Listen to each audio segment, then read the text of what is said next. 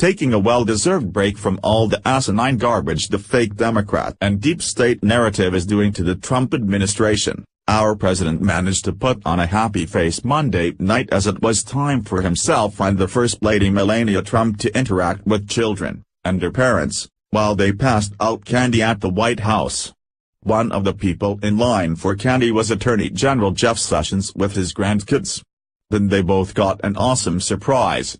A young boy in a firefighter costume came up to President Trump and Melania. What an adorable moment.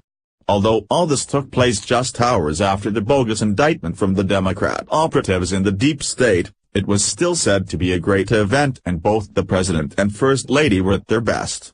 As always, Fox News reports, much of the political left is cheering about the indictment of Donald Trump's former campaign manager, Paul Manafort. They think it will undermine President Trump.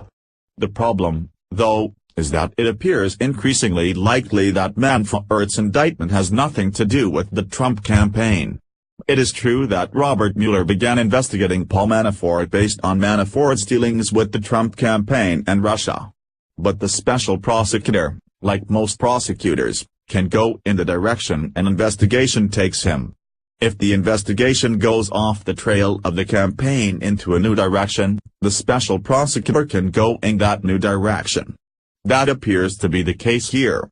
The federal investigators have been curious about various wire transfers during the 2012 period.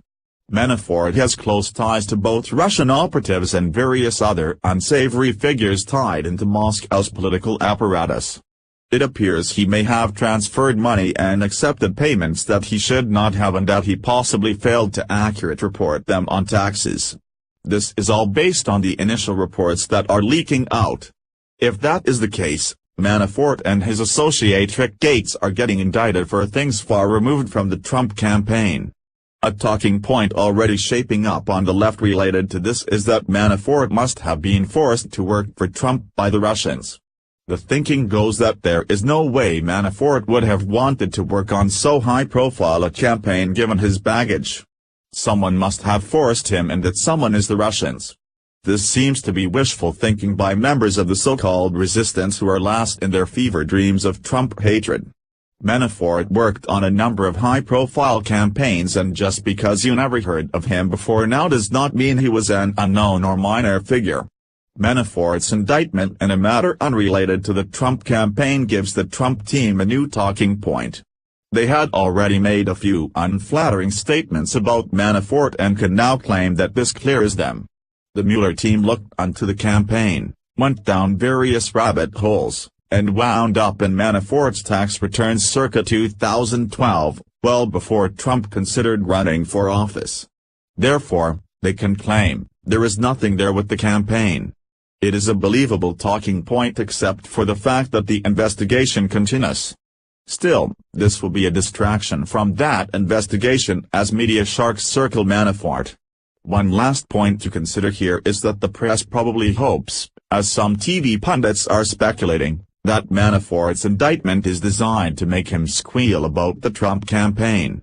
That all sounds well and good. But if Vladimir Putin really were involved the chances of Manafort squealing on anybody are really low, and there is no evidence that there is anything to squeal about. But the left's fever dreams against Trump continue and Russia stealing the election is a necessary component to those dreams. As long as Robert Mueller fails to turn up evidence to show Russia stole the election, the American left will continue to believe in an elaborate conspiracy. It is far easier to believe that than to believe Hillary Clinton ran a terrible campaign. As reported above by Eric Erickson of Red State, this so-called indictment isn't about Trump.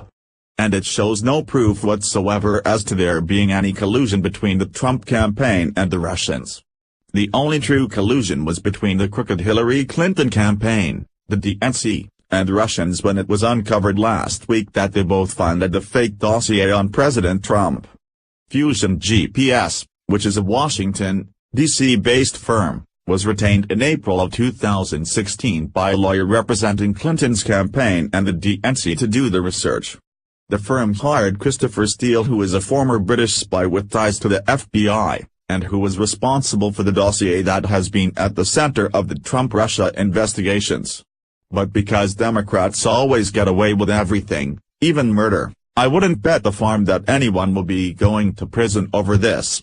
When Trump was accused of working with Fusion GPS, it was called collusion, but now that it's known that Hillary is the one who actually hired them, it's called opposition research. You just can't make this stuff up. Please share if you want to see crooked Hillary Clinton behind bars.